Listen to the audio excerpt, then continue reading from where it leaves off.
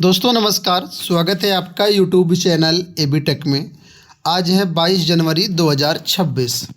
सबसे पहले यहाँ पर देखिए अपडेट है कि शिक्षा निदेशालय को जल्द मिलेंगे 865 कनिष्ठ सहायक।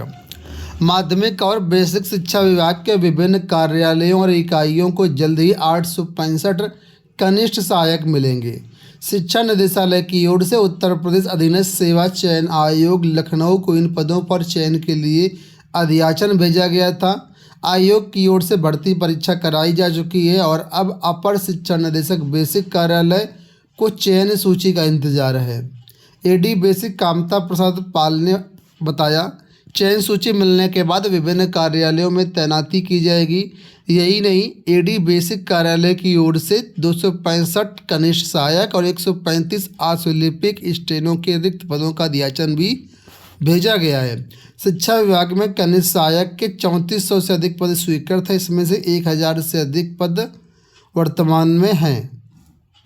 ठीक है, तो कुल मिलाकर के जो कनिष्ठ सहायकों की भर्ती है, उस भर्ती के तहत 865 जो कनिष्ठ सहायक हैं वो कुल मिलाकर के माध्यमिक और बेसिक के विभिन्न विभागों में दिए जाएंगे, विभिन्न कार्यालयों में दिए जाएंगे। तो अच्छा पद होता है और अच्छे विभाग हैं, तो यहाँ पर जो है छात्रों के लिए अच्छी नौकरी रहेगी। उसी के बारे में यहाँ पर अपडेट है। इसके साथ ही यहाँ पर देखिए बताया गया है कि अपर शिक्षा निदेशक को सौंपा ज्ञापन। माध्यमिक विद्यालयों में जीव विज्ञान टीजीटी के पद आने वाले अधियाचन में जीव विज्ञान पदों की संख्या को लेकर के अभ्यर्थी शिक्षा निदेशक को संबोधित ज्ञापन अपर शिक्षा निदेशक बेसिक को बुधवार को सौंपा। राज बहादुर सिंह सहित अभ्यर्थियों ने नए विज्ञापन 2026 में जीव विज्ञान टीजीटी के पदों की संख्या विज्ञान टीजीटी के पदों की संख्या का अधियाचन बराबर है या नहीं, उसकी कोई जानकारी नहीं है। उन्होंने कहा कि भविष्य में जो है छात्रों के साथ कोई खिलवाड़ ना किया जाए। तो इस पर ऑलरेडी हमने एक वीडियो बनाया था और कल आपको लेटर भी दिखाया था जो ज्ञापन दिया गया और जो भी अपडेट थी वो बताई थी। हमने ये भी बताया था कि अनुमानित पदों की संख्या कितनी कितनी हो सकती है।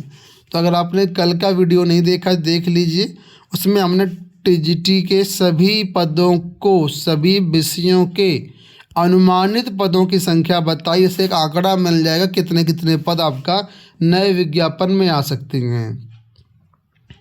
यहाँ देखिए एक अपडेट है कि भर्ती नियमों के तहत सीमित नहीं की जा सकती अनुकंपा नियुक्ति। इलाहाबाद हाईकोर्ट ने कहा है कि अनुकंपा नियुक्ति सामान्य भर्ती प्रक्रिया का अपवाद है और इसे भर्ती नियमों से आच्छादित मान करके अस्वीकार नहीं किया जा सकता। न्यायमूर्ति सौमित्र दलाल सिंह तथा न्यायमूर्ति इंद्रजीत शुक्ला की खंडपीठ ने सुश्री नामीरा कपन की नियुक्ति मामले में विचार संबंधी जो था, इसमें जो है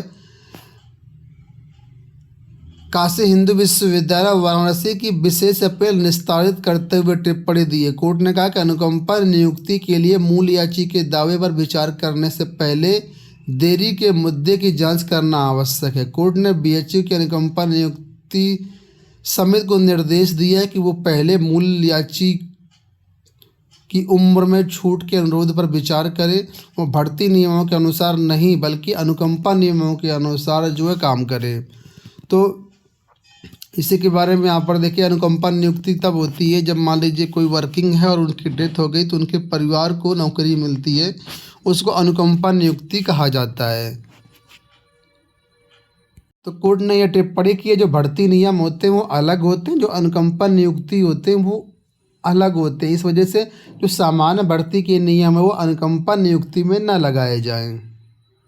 देखिए, उत्तर प्रदेश में अब जो राजभवन था उसको जन भवन के नाम से जाना जाएगा। इसकी जो विज्ञप्ति है और बाकी जो ऑफिशियल आदेश हैं वो जारी कर दिए गए हैं। प्रदेश के राज्यपाल आनंदीबेन पटेल का आधिकारिक आवास अब जन भवन के नाम से जाना जाएगा। बुधवार को राजभवन का नाम बदलकर तत्काल प्रभाव से जन भवन कर दिया गया है। माना जा रहा है कि राज्य में मुख्यमंत्री सचिवालय का नाम पहले से ही लोक भवन होने के कारण दूसरे प्रदेशों की तरह यहाँ राजभवन का नाम लोक भवन न करके जन भवन रखा गया है। वेबसाइट पर भी जन भवन को अपडेट करने को कहा गया है। देखिए, एक ये अच्छी अपडेट है कि आयोग की नई पहल, अब जिस माह में परीक्षा उसी माह में जारी किया जा सकता है रिजल्ट। आरपीएससी की तरफ से ये अपडेट है। बताया गया कि अभी तक आरपीएससी द्वारा आयोजित की जाने वाली विभिन्न भर्ती परीक्षाओं के परिणाम के लिए अभ्यर्थियों को महीनों इंतजार करना पड़ता है। इससे उन्हें परेशानी तो होती ही है, साथ में भर्ती पूरी होने में भी देरी होती है।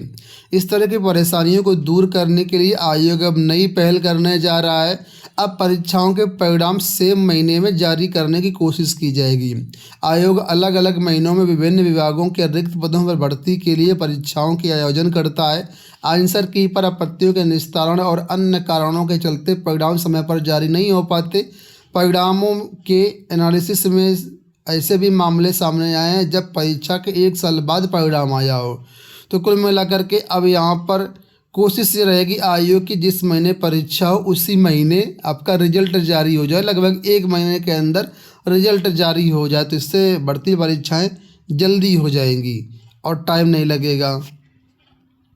उत्तर प्रदेश पुलिस में कंप्यूटर ऑपरेटर ग्रेड ए के पदों पर सीधी भर्ती 2023 के अंतर्गत लिखित परीक्षा और कंप्यूटर टंकण में एलिजिबल पाए गए अभ्यर्थियों की डीवी की कार्यवाही 20 जिलों में आगामी 29 व 30 जनवरी को कराया जाना प्रस्तावित है। और इसके लिए बोर्ड की तरफ से अभ्यर्थियों के डीवी के सत्यापन का प्रवेश पत्र अपलोड कर दिया गया है। तो जो भी अभ्यर्थी इस भर्ती में है अपना एडमिट कार्ड डाउनलोड कर सकते हैं। यहाँ देखिए टेट को लेकर के एक अपडेट है कि बिना टीटी पास शिक्षक योग्य नहीं। यहाँ पर बात की गई है प्राथमिक शिक्षक के बारे में, प्राइमरी टीचर्स के बारे में, कि सुप्रीम कोर्ट ने शिक्षक पात्रता परीक्षा टीईटी को लेकर के स्पष्ट किया है कि बिना टीटी उत्तीर्ण किए कोई भी शिक्षक योग्य नहीं माना जाएगा।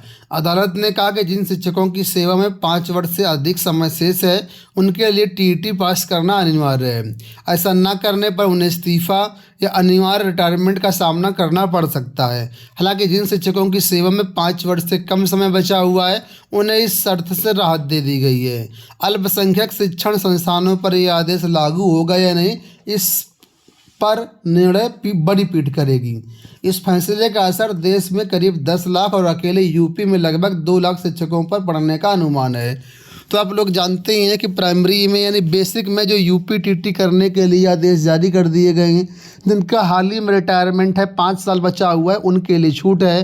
जिनका रिटायरमेंट में 5 साल से ज़्यादा समय उन सभी को टीट करना पड़ेगा, नहीं तो 2 साल बाद जो है उनको जबरन रिटायर कर दिया जाएगा। ओपन यूनिवर्सिटी के छात्रों के लिए खबर है कि 149 केंद्रों पर 65,000 परीक्षार्थी देंगे परीक्षा। राजेश टंडन मुक्त विश्वविद्यालय की अपडेट है, लिखा हुआ है कि ये परीक्षाएं गुरुवार से प्रारंभ हो रही हैं, ठीक है, और परीक्षाएं 21 फरवरी तक चलेंगी। परीक्षा नियंत्रक प्रोफेसर गिरीश कुमार द्विवेदी के अनुसार उचित छात्र संख्या का मानक स्थापित करते हुए प्रत्येक जनपद में एक परीक्षा केंद्र बनाने का प्रयास किया गया है, जिससे परीक्षार्थियों को किसी भी प्रकार की परेशानी का सामना ना करना पड़े। तो जो भी राजेश टंडन के अभ्यर्थी हैं वो देख लें यहाँ पर, और आप लोग अपनी परीक्षाओं में सम्मिलित हों। अंत में ब्रिज कोर्स को लेकर के अपडेट है कि ब्रिज कोर्स की ऑनलाइन ट्रेनिंग ऑफलाइन परीक्षा एनआईएस मार्च से शुरू कर सकता है शिक्षक प्रशिक्षण।